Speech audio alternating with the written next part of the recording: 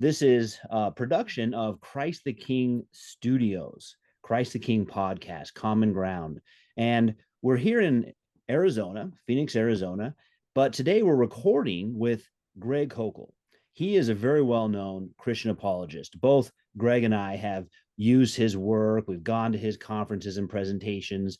And so he's someone that we were both looking forward to speaking with and asking questions about the status and current prospects for Christian apologetics, especially on college campuses, because that's where I've come across your work is when you would come to ASU and give talks. And so just want to thank you, Greg Koukl, for coming on our show. And Greg, you're going to take it away. You have some questions for him. Yeah, by the way, it's a great treat for me to talk with both of you fellas. So thanks for the invitation. Well, thank you. Yeah. Well, Greg, I just want to start off first and just thanking you for your years of ministry and work. I've gleaned from much of your work, going back to the days of relativism, your feet firmly planted in midair. Oh, yeah. Yeah. A seminal book in that area. Yeah, that was the year that I got married, and I just had my 27th anniversary this week. So congratulations. That's a long time ago. Yeah. That's amazing. Well, and some of your work that I particularly gleaned from was you were the one that turned to me onto Gary Frieson's work on making the will of God. And I really enjoyed his book. And I liked your work you did in it as well, kind of advancing his original work there, and had your series and passed that on to many people. And then, but your tactics book, I think is really you're maybe, in my estimation, I think one of the biggest contributions you've given to the kingdom. And it's something I think should be a must read. I think it needs to be up there. I think someday, if it's not already, it'll be up there in the realm of the mere Christianities, where it's just going to be, everyone reads it. It's a must read. And, yeah. I wish that were today while I'm still collecting royalties, but whether, in pretense or in truth, God wants to do that. That's fine with me. Yeah, but so thankful for your work there, and thank you. Appreciated that. Quick little story about November of 2005. I had reached out to you. I was a young man, and younger at least, and I had reached out to you because I was very interested in working with your ministry, and you graciously met with me in San Antonio. Is at the EPS in San Antonio, 2005 in November, and you had a meeting with me, and I expressed interest in coming out and maybe getting involved with Stand to Reason, and you were very open to that, and said, hey, I'd be open if you want to come out and we can talk. And I didn't end up doing that, because about 2 weeks beforehand, I had met who would eventually become my wife, and we just celebrated 20 years yesterday. But if it wasn't for that, I probably would be out there today with you guys. So, but I always appreciate that meeting you had with me, being very open and helping younger apologists up and coming. So appreciate it. Yeah, well, that's great. Well, it sounds like you chose a better portion in the bargain. I was very happy with my choice. Yes. Yes, good for you. Well, we did get the ball rolling here. First question I had was just, you've been in the apologetics game for quite some time. So just kind of an assessment from you, the state of Christian apologetics today, in terms of how would you assess it, whether that could be in terms of the health of it, areas of need, areas of strength, kind of an open question about the state of Sure. Yeah. Ironically, I'll say that it's kind of the answer is it's relative. It's relative to a baseline. And so when we started Stand to Reason 32 years ago now, we just had our anniversary about a month ago, things were pretty lean. There were a few voices, and when I look back, when I was a new Christian, there were only 5 players: Norm Geisler, Josh McDowell, Francis Schaeffer, John Montgomery, who just passed away last year at 92 or something like that, and Walter Martin, and he also died in the 80s. But Norm just a year or two ago, and so they were with us. But those were the guys who really paved the way for the rest of us who are more well known now. But we were just pups in the Jesus movement time. Bill Craig, J.P. Moreland, Gary Habermas, et cetera, et cetera, and those guys were the first column. That's the way I look at it. And those of us, like I mentioned, and others like us who have since established enterprises since then, we were standing on their shoulders. All right.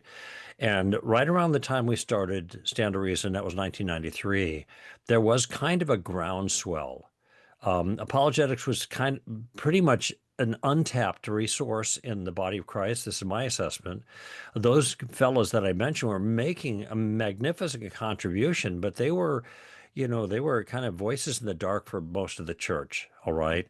And in a sense, the compatibility of the culture, the Christian worldview was much more in line at the time, right around the time of the Jesus movement in the late 60s, early 70s. I became a Christian in 73 in that movement there. And so those were the guys I drew on. But of course, you both know, and everybody knows, the culture has changed radically in the last half a century. And therefore, the need for apologetics has increased a lot because of the level of hostility in virtue of the fact that the Christian worldview is no longer accepted as kind of a reasonable way of looking at reality. Now it's changed radically. And so coincident with that, 30 some years ago, I think the Holy Spirit began to work to raise the level of Christian apologetics made available to the local church. All right. And so you have J.P. Moreland with others starting his very effective philosophy MA Phil program at Talbot in philosophy of religion and ethics. In 93 is when I started that program, my second master's. And the first one was in apologetics. And you also have people like Hugh Ross with Reasons to Believe. And you got a few years later, Bill Craig starting Reasonable Faith. And those are just three standouts, but there were others as well. And grassroots enterprises that were rising up to serve the body of Christ with apologetics. Now, there weren't very many women, all right, but then that changed. I mean, you had Nancy Pearcey and you had the Passantinos, Gretchen Passantino and Bob Passantino, but they died, a long time ago, so 20 years ago. And so what's been great to see is more female voices in the mix, and a whole female apologetics movement happening. So all this to say is, 30 years or so ago, the Holy Spirit started working in a grassroots way. We were not, connected with each other. But we were cooperating with each other insofar as we were rubbing shoulders with each other and cheering each other on. But we were individual organizations, and that has grown up in a wonderful way. So to answer your question, relative to the baseline, wow, right now there is an explosion in Christian apologetics, and it's high quality stuff. Many of those who are in play now have master's degrees in apologetics or philosophy or both. And I found for myself, and you guys being men of philosophy in terms of your training, I found that adding an MA in philosophy to my apologetics training was really, really a huge help in me being able to refine my approach, see distinctions that I wasn't able to see before, identify particular things, and work through problems that were challenges to Christianity. And fortunately, it was a time when that kind of skill was necessary. And we see this now in a lot of people who are in play. Amazing. It's so great. Now, there's another baseline, and the other baseline to measure the answer to your question by is the need and the body of Christ. And still, even with this explosion in the last 30 years, most people are unaware that there are reasons, there is a rationale that supports the truth of the Christian claims about reality. All right. I don't like using the phrase like the Christian faith, because these terms have they've got a lot of baggage for people. So what Christianity provides in a worldview is a picture of reality. This is the way the world's really like, and all religions do that.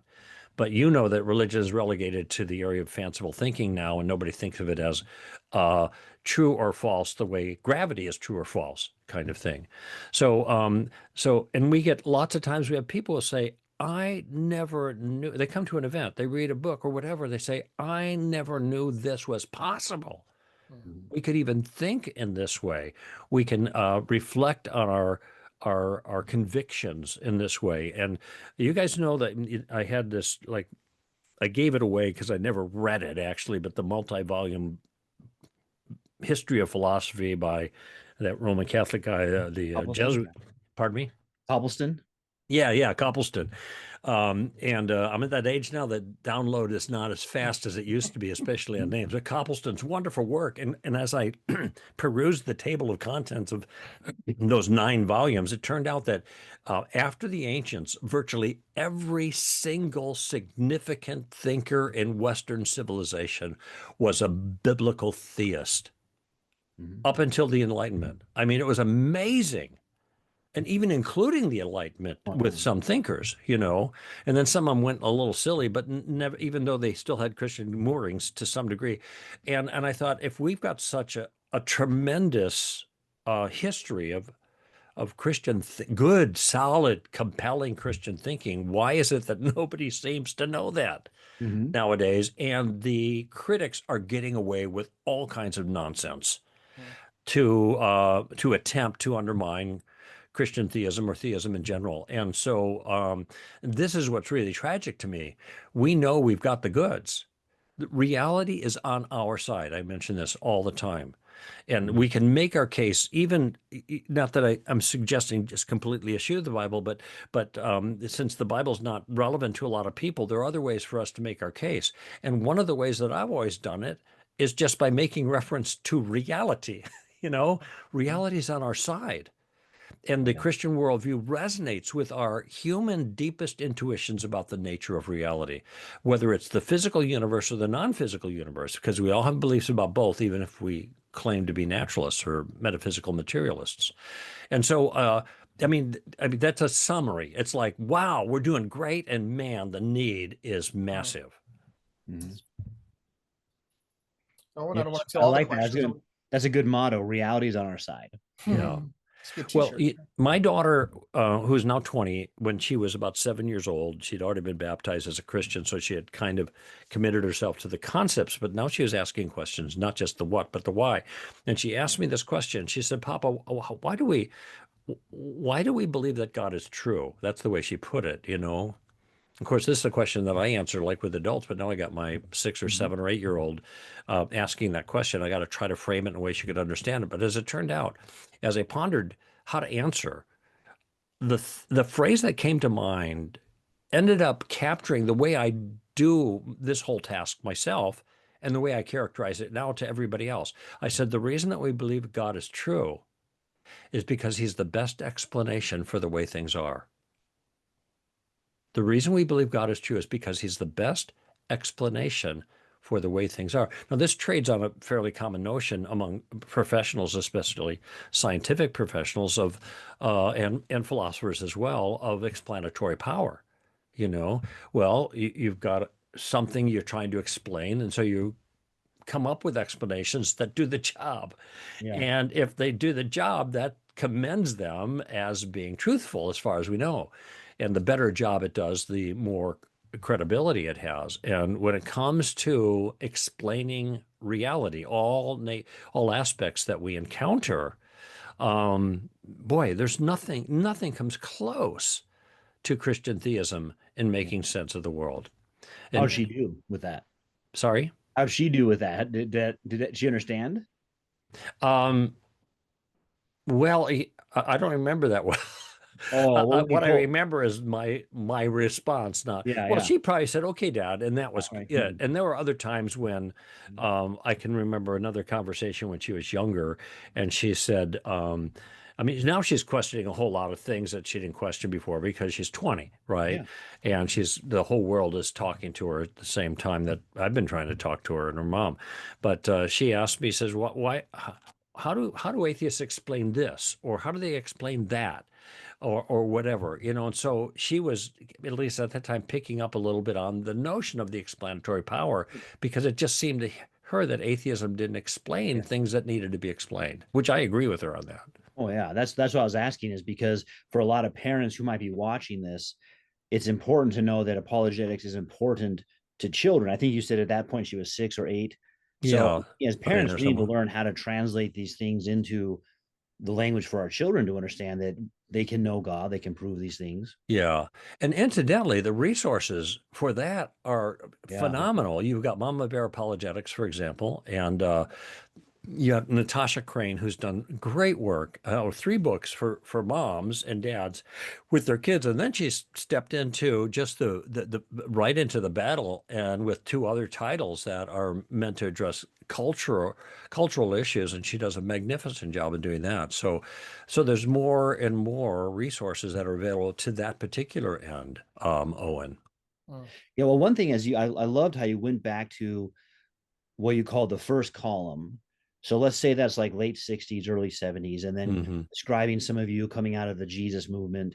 And that's my parents also. So you guys might. Well, that makes me feel great, Owen. All right, thanks a lot for that. No, so I can relate though, because I've heard about that and Sure. I appreciated it. But it's interesting how that kind of is the Christian response to the sexual cultural revolution. In other words, while the world is pursuing all of this immorality, Christianity is saying, well, we actually can explain the meaning of life. And these apologists start showing up. So that's a really interesting kind of conflict. And so now we fast forward to 50, 60 years, and the ground has shifted a lot. And some might even say the other side has gained a lot of territory. So what stood out to me was when you started naming some of the different things, like so you started Stand to Reason, William Lane Craig is Reasonable Faith. The word reason factored into all of them. Do you think that still matters now? Because the word reason has seemed to hit well with what I'll call the Star Trek generation. And they were focused on scientific explanations of the world. And they would think Christianity doesn't provide it. So if you could provide a rational explanation, that mattered. I'm not sure that reason in that same way matters anymore. What do you think? All right, this comes up a lot, Owen and Greg, and a very specific way of answering this, and it comes from the influence of Francis Schaeffer in my life. And now he passed away in the late '80s, but his trilogy, The God Who Is There, He Is There and He is not Silent, and Escape from Reason, I read very early in my Christian life, 2 years into my Christian life, and it had a powerful impact on me. And one of the concepts, and Os Guinness and Nancy Piercy are also disciples of Schaeffer. So, I mean, just to say that influence continues to live on. Here's what he said. If Christianity is true, then the fact is people have to live in the world that God made. And they actually are made in the image of God. Yeah. So at any point where they deny anything about Christianity, which is the true picture, the true story of reality, they are living in a kind of a fantasy, inaccuracy. They are denying reality. And this becomes an advantage for us. Reality is on our side kind of thing, all right? Best explanation for the way things are, all right? Now, what I like about that insight is it doesn't matter if you're talking to moderns like he was addressing or postmoderns or whatever you want to call them now. I don't know. I lose track of all these terminology stuff. And I thought when they got to Generation X, that's great. Now they ran out of letters. They'll stop doing that kind of thing. And then they started going in another direction. And you guys at ASU, well, actually, it's the other Christian school there, Barna. He's coming up with all this stuff. But he has to, yeah. Yeah, it must be Phoenix. I don't know. But in any event, what I learned there is if humans are humans, no matter what or where, they cannot escape that. Yeah. And I in the updated tactics version, the 10th anniversary version, I have a tactic that wasn't in the original book. It's called the Inside Out. And it trades on this idea that there are things that are built inside of every person.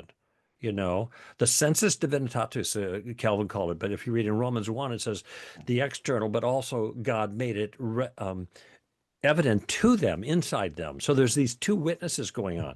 And I end that chapter by saying, and this is really the tactical insight, I think, for me in all of the application to any generation, is that people can run from God, but they can't run from themselves.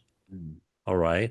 And so now the application to your question, Owen, is that reason matters. It matters to every individual, even to people who adhere to a kind of postmodern kind of point of view or just a denial of reason or whatever. Now, it doesn't mean that people live reasonably. Right. because they are driven by their own wants and desires and their own feelings. And now feelings matter more than anything, but it isn't like that reason is out.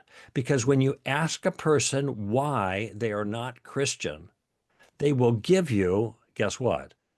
The Yeah. reasons. Well, that's what I was going to say is whenever I've heard someone tell me, reason that was for the 1970s, or we're beyond reason, or they might even insult reason, say reason is a white supremacist notion. And Yeah. then if I ask why, they give me a whole reason, a The whole whole rationale for why they characterization, think that. right? Yeah. The whole critical theory, In kind of other the words, they want to explain construct. themselves, or they want Yeah. to make sense. Yeah, it's like the postmodern architect. They have these buildings. I think there's one at Ohio State University. I don't know, where you go and see the building. It's all wacko. It's all pointing in all different directions, but it's all built to code.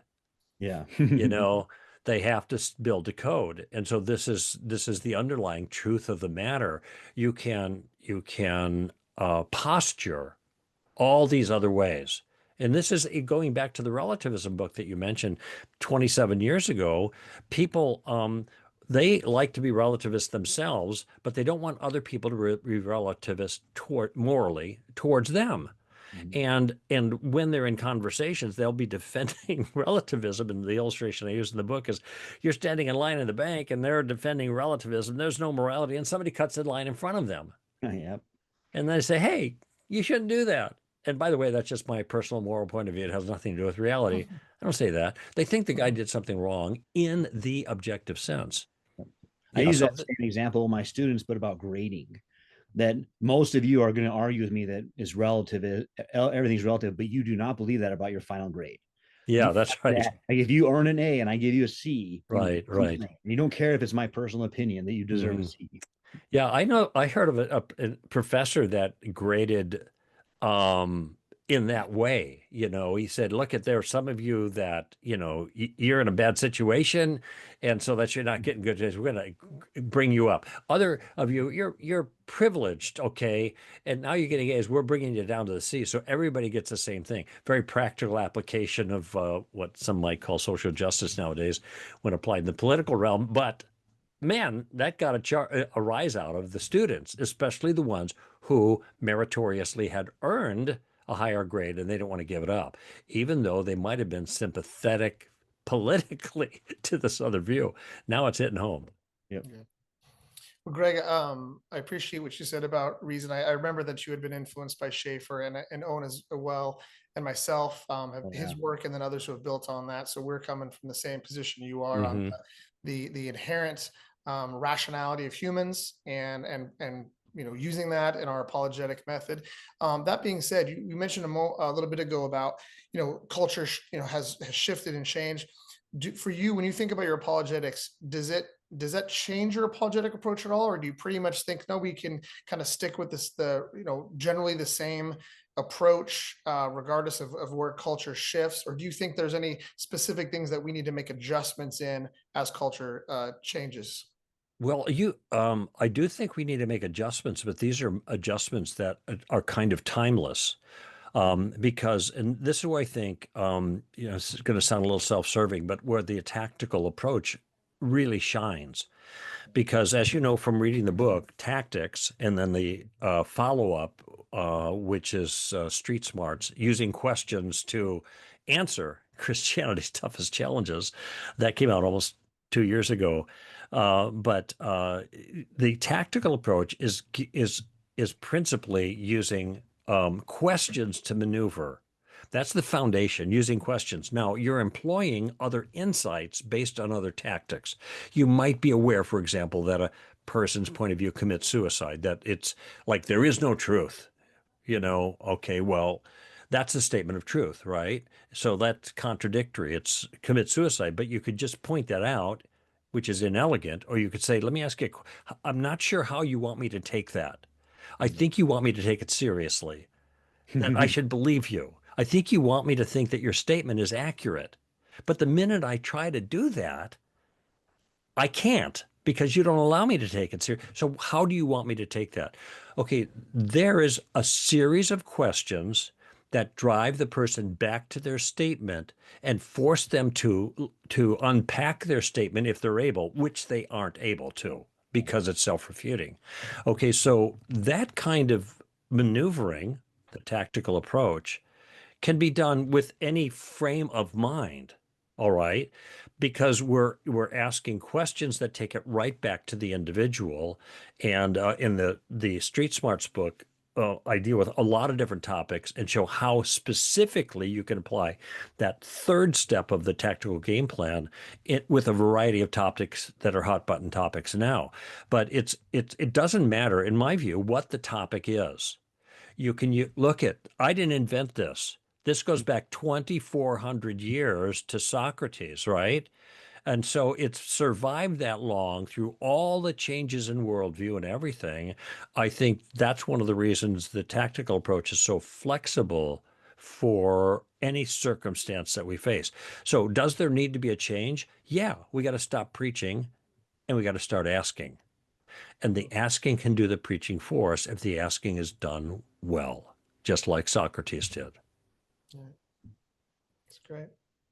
Yeah, and what that does is it enhances what we had just spoken about concerning reason, because it puts it on the person to rationally defend what they just said, rather than telling them what you just said is irrational. It forces them to struggle with it. Internally. They might realize it pretty quickly. Wait a minute, what I said is nonsense, but they don't want to admit it. So they struggle with trying to explain themselves. You brought up Romans 1, which is such an important chapter for apologetics. And I've always loved it because what it says is not just that God probably exists or that creation gives us kind of a vague notion of God, but 18 through 21 say it's clear God exists, so that unbelief has no excuse. That's right. How is that insight factored into your work? Well, I depend on this, but it isn't the interesting thing. It's an insight. It isn't true because an authority said it. Right. Yeah. Paul is observing the nature of reality at that point, and he's saying what reality tells us about this very important question: does God exist? Is he real or not? And to me, that is the dividing point for worldviews. That is the continental divide. Whatever decision that you make on that will take you in totally different directions. In my view, one into darkness and one into light.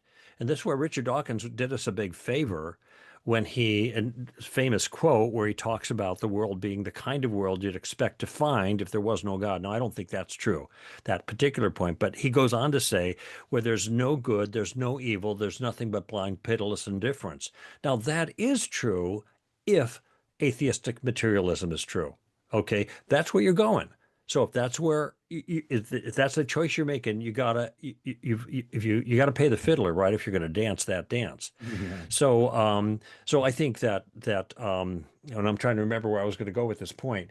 Again, I turned 75 yesterday, so I gotta thank you, thank you. Well, we're talking just about the divide you were mentioning. Oh, light yeah. and dark, right? Once you go down that dark path, it gets pretty bad. Yeah. Your original question though was in Romans 1 and the Romans 1. Yes, this is unbelief is without excuse. Yes, yeah. So this is an insight that we could make based on looking at the world, but we have the additional help with the authoritative statement by Paul, kind of under the inspiration of God, saying the obvious, basically. But then he goes on, he talks more about the way that suppression of the truth is manifest in behaviors. And he chooses to make his major point with a behavior that's quite not actually culturally controversial now, but it is a point of a lot of focus, and that's homosexuality and lesbianism, which are both in that particular passage. Unusually, that's the only place in the Bible that talks about lesbianism. But then it tracks further to the end, and boy, isn't this a sign of the times? We have this Ruge's list of vice there at the end of the chapter, and then it says, not only do they do these things, but they give hearty approval to those who do them. And here we are talking in the month of June, which everybody knows is a whole month dedicated to the culture celebrating homosexuality. All I just right. got an email today from ASU. ASU is the largest state university in the country. So state university, federal No money. kidding. And ASU's email today said Happy Pride Month. Yeah. Celebrate Pride. Yeah. Hmm. Yeah. So there it is. I mean, it's very prescient. Obviously, Paul was not just describing those times, but our times as well, because that's the condition of man. And what Romans does is it not only helps me to it speaks the obvious with authority that God's presence is obvious. It speaks to the external and the internal awareness of that, and then it begins to make a moral application. They don't worship God; they worship the creature rather than the creator. And so then God gives them over. And then you got all the nasties that follow, not just the homosexuality, but then which is used, I think, as an example. And then and then all the other things. And there's a further argument. They're obviously setting up a theological point about the need for salvation for everybody. Nobody has any excuse of any kind. You know, we're nailed every way we turn. Even if we're not guilty of some of those things mentioned in Romans 1, we are still trying to do our own thing, suppressing the truth in our own in our unrighteousness for our own benefit. And I call this, what it amounts to is the what I call the primal heresy, and which is relativism essentially. In other words, people want to obey their internal desires, their internal sense of what seems good or feels good to them rather than obeying God. And I'm remembering, I don't know, you're not young enough, old enough to remember this, but there were a number of songs in the 60s that really spoke this. Like, how about this lyric? Fa la la la la la, live for today, hey, hey, and don't worry about tomorrow, hey, hey, hey, hey, you know, kind of thing. That's just one example. Here, they're preaching this what has come to be known now as the triumph of the modern self, you know, and that it's do you. That was Yeah. new then. Now it's enshrined in the culture. And if you take exception with that, boy, you are persona non grata. Hmm. Well, even, yeah, all of American history is sort of reinterpreted as that's what it meant to be free. We were fighting for a freedom, which meant this. I call it ontological freedom because it's not just occupational freedom. The original Right, freedom they're concerned with was occupational freedom. I can have the job I want to have. right, Now it's ontological freedom. You can decide what kind of being you are, what right, what gender you are, even right. what species you are. And so it gets into these absurdities about the nature of reality Yeah. just by I, thinking it is. I chuckle because I was at some kind of medical thing the other day, and so they have fill out this form. He says, "Okay, and what gender are you? What's your preferred gender?" And of course, my response is, "I don't have a preferred gender. I have a sex, whether I like it or not, you know, kind of Mhm. thing." But then so he said, "I'm sorry, apologize. I got to ask these questions. That's the law, right, under this circumstance." And I Yeah, said, "By the way, I'm also a human being. yeah. Just saying." Mhm. In case there was any question about that. Yeah. And Today, at least. Who knows what we'll decide tomorrow? But for today, yeah, yeah. Yeah, yeah. actually, this was an insurance claim again for my daughter who had a little fender bender. And he said, "How does she identify?" I said, "Well, she's a girl. She identifies as a girl because she is a girl."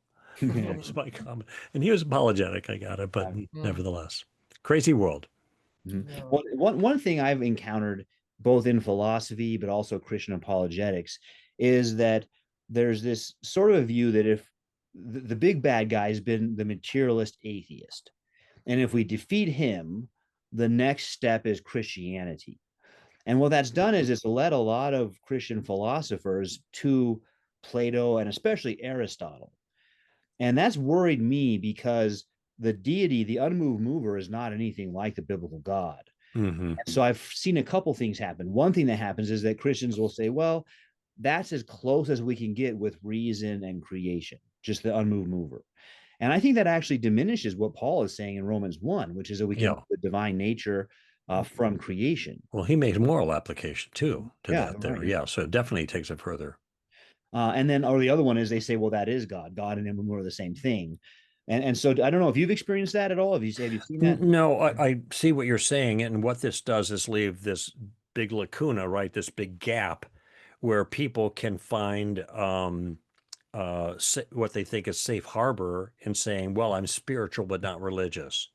so I can get past this materialistic emptiness, that, I mean, so many struggled with in the 20th century. Now we're in the 21st, as that angst, that existential problem, of human beings facing this emptiness of atheism. Now they're going for something else, but they don't want to go for Christianity because that's just too demanding. I mean, simply put, people don't want to bend the knee. I mean, that's what it comes down to. But they can't just say we're just molecules in motion because they know better. So this is where spiritual but not religious, kind of comes in. And so New age, now all we've the got new age stuff, because the new age movement is huge. It's starting in the 60s to the present, right? Yeah. And that's where you Yeah. get. Do you run into that at ASU, Oh would you yeah. say? Yeah. Yeah, I think I experience that more than I do someone who just says I'm a pure materialist. Even the Yeah. materialists I know, they'll speak about energy as if it's a being, a person of some kind. Like we're Yeah. all this energy which is personal. So I think in one way that kind of Eastern philosophy is more prevalent than just pure materialism. And it gives them that sense of, no, I believe in God also. And Yeah. you have to Well, get past a few steps. right. And now this represents now a, a, a need that we have to address as apologists. Now, I'm, given my time, and I'm getting closer to hanging up my cleats here, but I'm much more comfortable moving in the modernist environment, and in the postmodern environment too, because there's in certain ways there are philosophical dimensions to that are relatively easy, I think, to deal with, to navigate as a Christian. I mean, there is no grand narrative, meta narrative. Well, that's a meta narrative, for goodness sake, and all this other stuff. And they write books about how the postmoderns, and you can't, there's no meaning in the text. So why am I reading your book? First edition of Foucault's. Oh, Foucault. Yeah, The Order of Things. Yeah, I've there been it wanting is. to grab. I got your tactics book, but it's out of reach. So I grabbed the one book I had in reach, Foucault. But when it comes to New Age, this is really, it's kind of like Jello. You can't nail to the wall. It's just all over there, and there's so many kind of variations of it.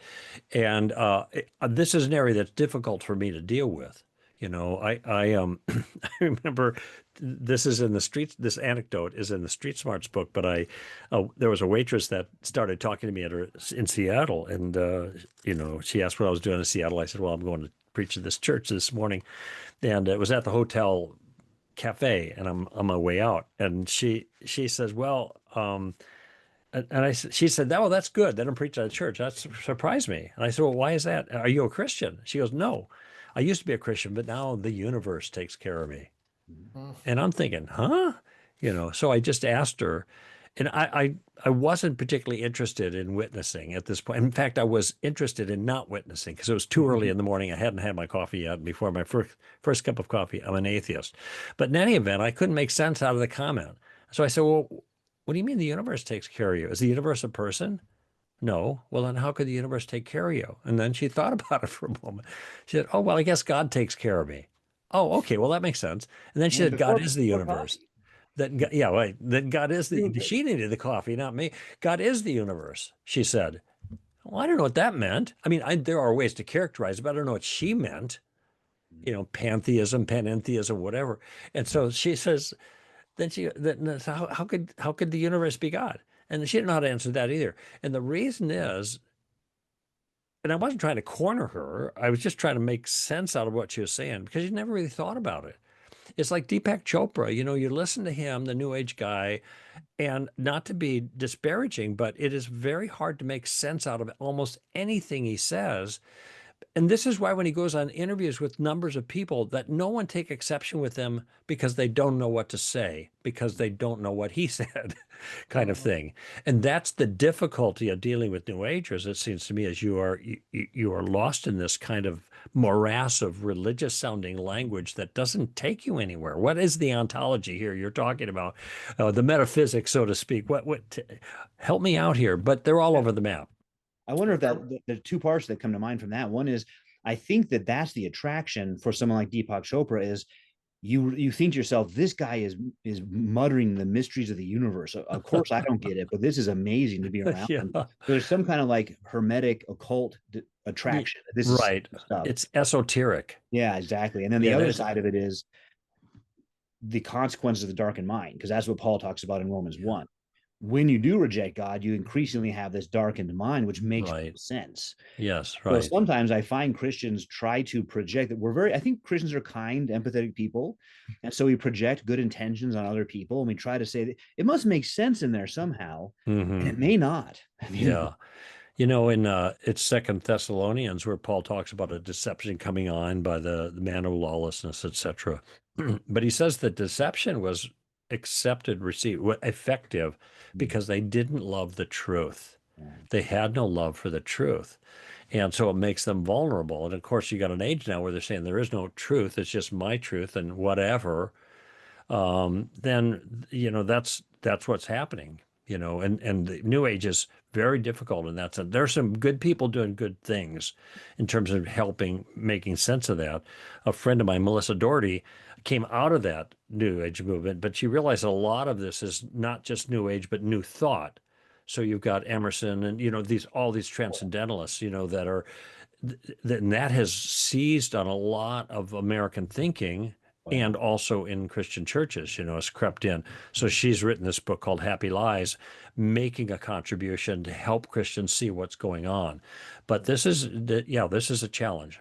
I well, and agree. people, part of the history of philosophy, I like to help Christians realize history isn't accidental. We know that from God's side, providence, but it's not accidental from the kingdom of darkness either. Hmm. It does hide itself, but it has intentions. And so you mentioned Emerson, and then also Hegel were very excited about the Bhagavad Gita. It just became available to Europeans. Hmm. So Hindu thought, pantheism, and that was very important in the 70s too. The Hare Krishna movement, Bhagavad Gita is right there. And so Right. Hegel basically takes the Bhagavad Gita, puts Christian terms into it, and that's Hegelianism. Oh, okay. And the same He thing for also had Emerson into the transcendental Protestantism. meditation really took off in the 60s. The Beatles got a hold of this guy and then they made fun of him later. That Beatles song, A Fool on the Hill, that was about Maharishi, in any event, but that was part of the movement. And then that was one thing that brought all of this kind of thinking into the culture. And then it's become resident, in Well, all its I think variety. you said something great about you said bending the knee, because I think it's probably both. I don't want to acknowledge God's sovereignty over my life, but also part of that would be that I have to say I'm sorry. I have to say I sinned against God, and I'm not going to say I didn't do anything wrong. Right. And so those two things, but with karma, you don't have to do that at all. Mm-hmm. You can say, hey, I'm very religious, I love my neighbor, I'm a very nice person, it's the universe, it's karma, and you don't have to do either one of those things. Mm-hmm. Well, see, this raises a question. Why is it the justification question, which doesn't occur to many people in that area, but why is it that I should believe that this is the way the world actually is?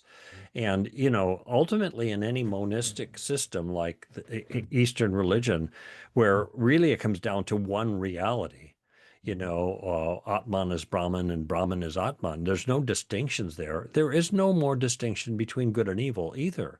And Schaeffer made this point very effectively when he illustrated his technique of taking the roof off, and which I kind of stole the concept and included in the tactics book, but did give him credit.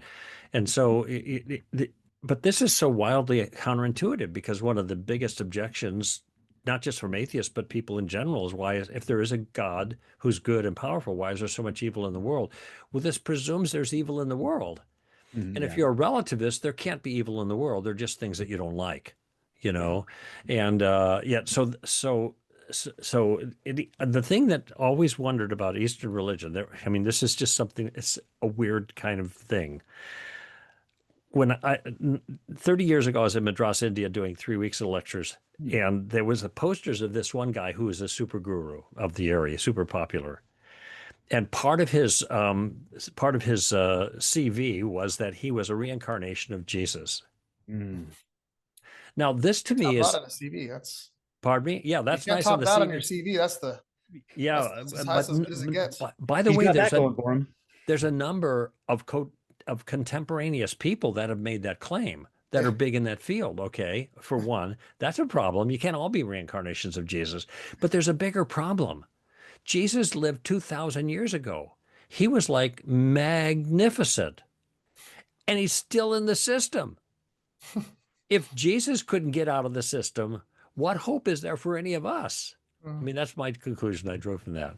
No, that's Oh, good. that's right. I think that's an interesting way to put it, because there's also a westernification of these religions. So you'll have like the Hollywood actor who lives in Malibu and surfs and goes to make Yeah. a TV show and says, I'm a Buddhist Yeah. or I'm a Hindu. And then you have actual Hinduism with its rigid caste systems, its untouchables, it's burning corpses at the Ganges River, Right. the violence of Buddhist sects at war with each other. It Hmm. doesn't fit into a Malibu surfer actor lifestyle whatsoever. Yeah. Yeah. It's very, well, American religion is, even though something like 65% of people self-identify as Christians, it's just a very eclectic enterprise. It's like a smorgasbord. They pick what they like, and it doesn't even have to go together. There's no coherence to it. It's they pick what they like. Well, you mentioned Barna. His recent survey came out and it was disturbing. I'm hoping it's not true, because it would have that number 65%, but then it would break down and say out of that 65%, Yeah. 40% of them believe God made the world. And you're thinking, wait, how can you identify as a Christian and only 40% believe God made the world, or only 70% think Jesus is the Son of God, but they're Christians? Yeah. And so it And just then shows you the confusion of people about doctrine. and many of them did believe in the spirit was God. I remember that I read it, and it turns out a whole bunch of them are moral relativists too. So this doesn't make sense. I did my own math on that, and I was trying to think of, because he has a category of like dedicated disciple or something like that. These are the people who really get it, but there weren't even any questions in there, as far as I could tell, about sexuality. To further weed out the people who are, in all practical terms, off the reservation, for Christianity. And in my own math, looking at it, I thought, you know what, we're probably down to real Christians to about 5%, which is about the number of atheists in the country. That's how bad it's gotten. But it shows our job is cut out for us, and we just got to keep moving ahead. And I'll tell you the thing that somebody listening may be getting a little discouraged at the numbers and the Barna stuff. I'm not, and the reason I'm not is because I have a very, very robust understanding of the sovereignty of God. I know it's the burden is not on my shoulder. It can be felt in my heart, but the onus is not on me to change the world. It is on me to be faithful to God with what I have, and then let Him worry about the rest. There is an onus on us, and that is to speak the truth as persuasively and effectively and as graciously as possible. But we have to let the results up to God. He's the one who decides, at least on my theology. You're right. No, I've loved you. I've used your stone in the shoe analogy many times, Greg, as a way Yeah. of encouraging Christians to not feel overburdened in an encounter and be faithful Yeah. and share what they can. So Well, that's good. It was part of my point to somewhat lower the bar a little bit for people, so that they weren't, if they think, well, I haven't led anybody to Christ in a long time, so I'm a total loser. Look, I haven't prayed with somebody to receive Christ in over 30 years. When I tell that to audiences, it's a jaw dropper, right? And I said, I know what you're thinking. You're a loser, because that's what you're thinking about yourself. But that's when I emphasize the importance of gardening over harvesting. All of our witnessing tools are harvest tools, as they end with the prayer. And the expectation is, if we're going to be effective in communicating the gospel, then that effectiveness is measured by how many people pray the prayer. But the problem is most people are not in harvest mode. They're in, I think of it as a gardening season, right? And here's the trick. If a person's in harvest mode, that means the fruit is ripe. And if the fruit is ripe, it drops into the basket. It's easy. You don't see any altar calls in the New Testament. Nobody is challenged to receive Christ as Lord and Savior in the New Testament. Those motifs are non-existent there. Something else is going on. The message is being communicated in a persuasive fashion. And some are persuaded and some are not, but those who are persuaded, they fall into the basket.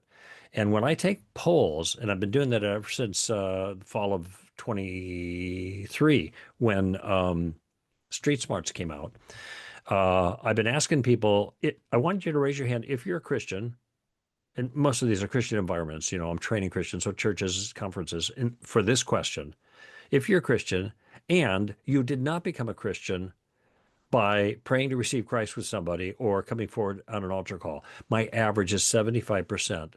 75%. Now, this is meant to be encouragement to those who are listening, because these are people, they didn't get harvested by a Christian. They harvested themselves after a fashion. I mean, it's the Holy Spirit that harvested them.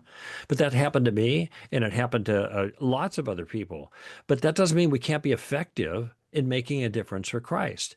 And I sometimes will point out here, many people have heard of J. Warner Wallace. I'm not sure if you're familiar with Jim. Jim Wallace, the cold case detective, wrote the best-selling Cold Case Christianity.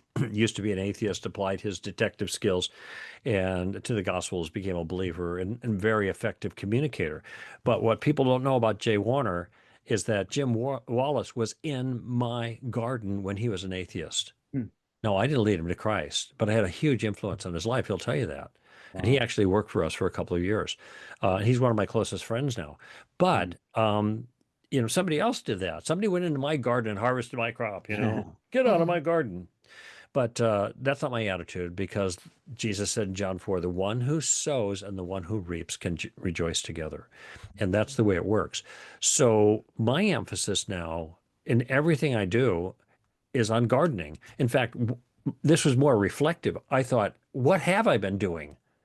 And I've spoken on over 90 university campuses. I spoke at ASU when reality, that this was when the time I remember is when relativism came out, and I was there with Frank Beck. It was like 1998 or 9. Yes, exactly right. I was there. I was in the audience. No kidding. Amazing. And so anyway, but I tell them, I said, I'm not here to convert you. I just want to annoy you in a good way. I want to put a stone in your shoe kind of thing. And if we are committed more to the gardening, because I realize in all these places I've spoken, I'm really just gardening. I'm not doing altar calls. That's not my style. I'm not against that. I'm just saying that isn't how people come to Christ usually. They come to Christ through gardening, and everybody can do some gardening. And especially if they're given some gardening tools. And of course, that's the tactical approach. So everybody can play in this. It's tough, but we can make our contribution in faithfulness to God and let God work out the details with those people's lives. Yeah, I love that you're using gardening, because my wife does a lot of gardening here in Phoenix in our backyard. And I've been thinking of the same analogies about how much life is like a plant, in the sense that we all, at least in my case, I want things to grow faster. I'm like, come on, grow a little faster. And say, no, it grows at its own pace. Light and soil and water. It does what God made it to do. You just provide those things, and then God is the one who helps it grow. Yeah, well, that means you also got to, in Phoenix, you got to strike the rock to get some water out of it, man. Good luck with that. Yeah, that's right. That's a really good analogy, though. Yeah, it works. And it's, I mean, even Paul says, I planted, Apollos watered, God caused the increase. Well, Greg, we really appreciate you being here. Maybe as a kind of final question, what would you like to see happen with maybe in the church broadly, with younger Christians? What would give you some great excitement and hope? Maybe changes or emphasis in certain areas in the church here in 2025? Wow, that's a big question. A couple of things come to mind. I don't know if they're like as expansive as you're looking for here. It would really make me happy if a lot of Christians, and this is going to sound a little weird, but I'll explain it, would quit using the word faith. Because I think the word faith or belief have been corrupted for any useful service for us as Christians, because people hear something different. I wrote a piece just for Table Talk a couple months ago, and it's titled Two Dangerous Words. And it was this appeal that there are two words we got to avoid. One of them is faith. The other one's truth, because they're so misunderstood in our culture now. We say one thing, they hear something else. But it's not just misunderstood by our culture, faith, but it's misunderstood by Christians. And so they think that somehow that faith and reason are opposites, but the opposite of faith is unbelief. It's not reason. The opposite of reason is irrationality, but they see them at opposite sides of the spectrum. And so then they don't even pursue apologetics in any sense, or reasons why their views are sound. They just, we're Christians. We just believe. And all we can do is tell other people to believe. And then you got a guy like Peter Boghossian, the atheist, who's got and I have it right behind me on my bookshelf. It's a manual for creating atheists. Yeah. And what is he? It's a tactics book for atheists. And he says, don't try to argue for atheism and don't try to argue against theism. Instead, ask questions about their faith, because this is the Achilles heel of Christians. You know, and of course, the way he defines it is not a biblical definition. It's believing in the teeth of the evidence or without any evidence at all.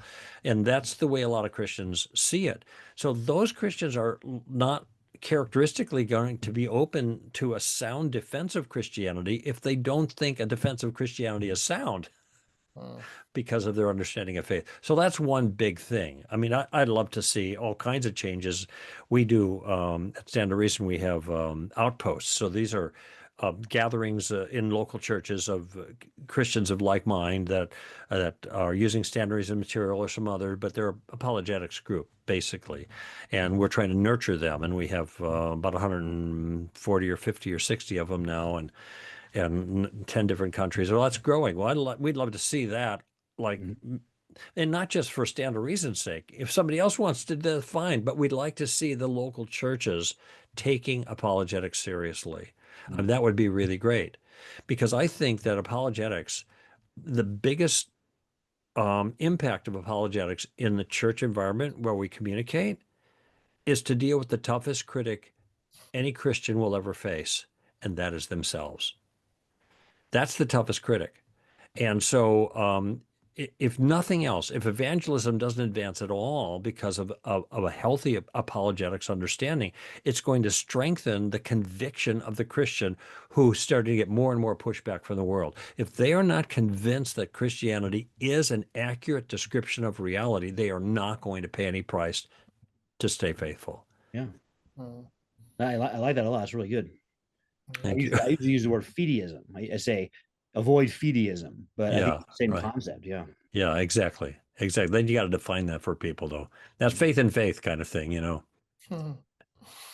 Yeah. Thank you so much for your time today. Thank you for your ministry. It's meant a lot to me personally, my family, our church that Owen and I are a part of, and our work academically and professionally. So I appreciate glad you to being hear with that. us and all of the work that you've done, brother. Just know that it's God is using it, and you're appreciated.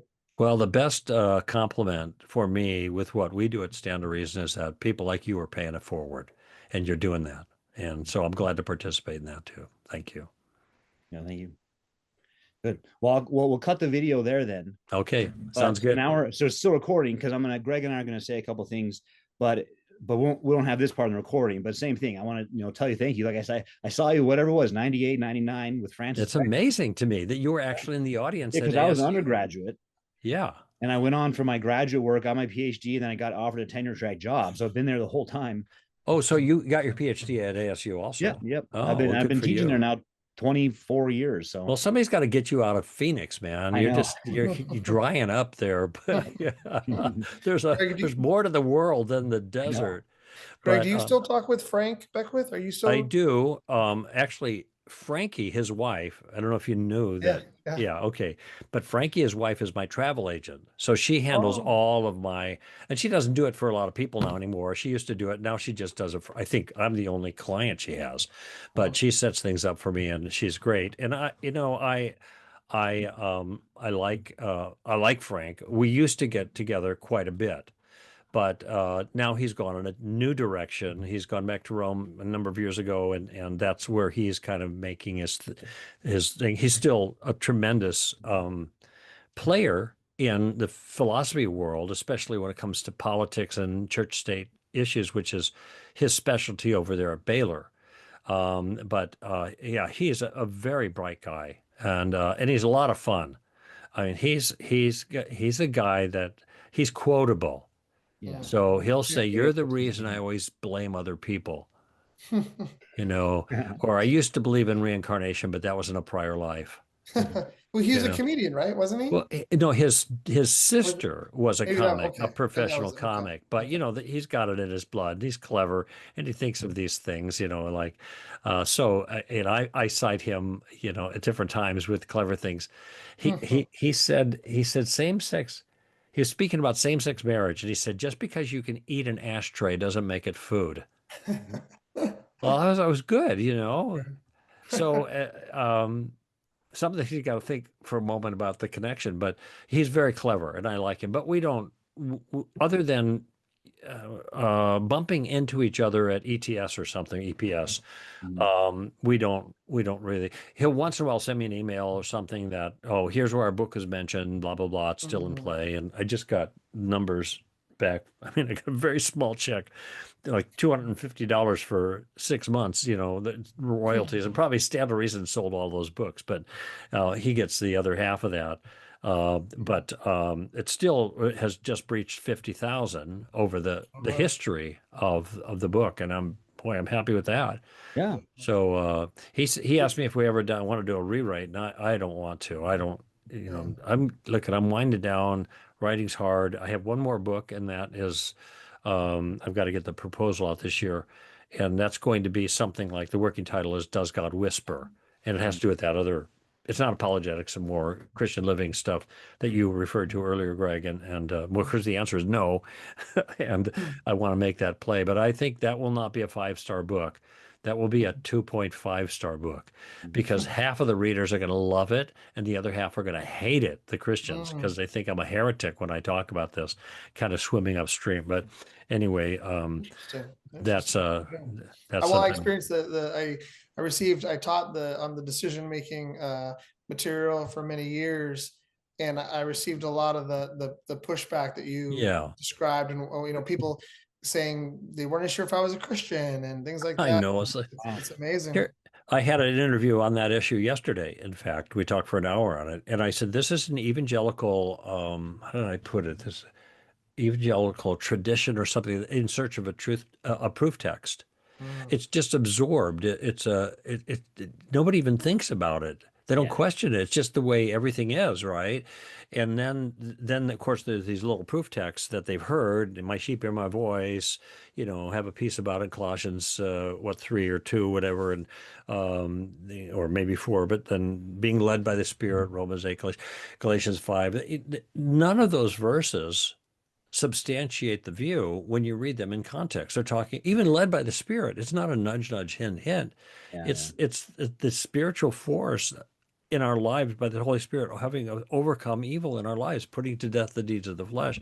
It's Paul's language in Romans. Anyway, it's just crazy how I'll tell you what I am concerned about, though. It's a biggie, and I didn't mention it on the air, but it is the compromise in churches and in Christian universities.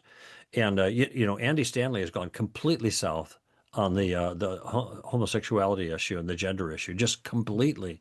I mean, I think my assessment now is Andy is a wolf in sheep's clothing. He is not a Christian. Because he is encouraging unrighteousness, you know, and that's the way Jesus characterizes the wolves there in the Sermon on the Mount. He kind of finishes out that. It's not just they're doing nice things. They're wolves because they champion unrighteousness, you know, and that's one thing that he's doing. But my concern is how many churches are just folding, and for no good reason except for cultural pressure. The pro-gay theology is completely vacuous. Absolutely vacuous, but for some reason people are taken in by this, and so you got the Stanleys, and then you got schools too, you know. University, yeah. And I mean, I'm concerned about ASU because I had a past, not ASU, but ACU. Yeah, GCU. Thank you, Greg. Because of the well, I had a pastor who I did an event for about a year or so ago. And he's driving me to the airport, and he had 3 boys that went to GCU. 2 graduated a few years ago without event. And then his current son was a freshman there in the dorms. And it turns out that his roommate was bringing his boyfriend to the room. So he's entertaining a homosexual relationship. And the Christian guy, the actual roommate, is saying, he takes him aside. He says, brother, you know, here's the Bible. Here's what this said. We're Christians. You're not supposed to be doing this. And they slapped him with a Title IX violation. What? GCU did. And they were a little apologetic about it, but they said, this is what we have to do because this is the law. And they removed him to another place, and they basically put a restraining order, a de facto restraining order on that Christian student, the pastor's son. So this is this is not a good picture, you know. But GCU has grown a lot and very fast, and I think in part because of a lot of federal funds that are made available to them through loans, and so, you know, now they're a big deal, and then you wonder, okay, what's going? Even Biola, you know, has been compromising over the last 5 to 10 years in things, and I just Yeah. so where's a true blue anymore? You know, where's a school that you can count on that is not going to corrupt your kids? Mm-hmm. It's very hard to find that anymore. You know, there's a few out there. John MacArthur School is still safe. Yeah. You Yeah, know, and my niece goes there. So. yeah. Those kids are great. I've done a few chapels for them a number of times, and they're just like they worship their hearts out, and then they sit down and get out their notebooks and they take notes the whole time you're talking. They're totally locked in. Mm. And so that's great. But I don't know, you know, it's hard to recommend schools anymore. Yeah. Now I tell my listeners, I say, don't look for a Christian school. Look for a school that's got a lot of Christians that go to it. Mm-hmm. Yeah. If you can't count on the school, you Yeah. know. Anyway. I agree. That's good advice. Yeah. Well, hey, thanks again. It was really nice to see you. Yeah, thank you. And keep up the good work. And we need you in the roles that you're in, you know, the hard thinkers, asking the hard questions and discipling people in the right direction. And so I'm just glad to be able to partner with you here a little bit today. Yep. Well, thank you. Thanks, Greg. Yep. All the best to you, fellas. Yep. See you, brother.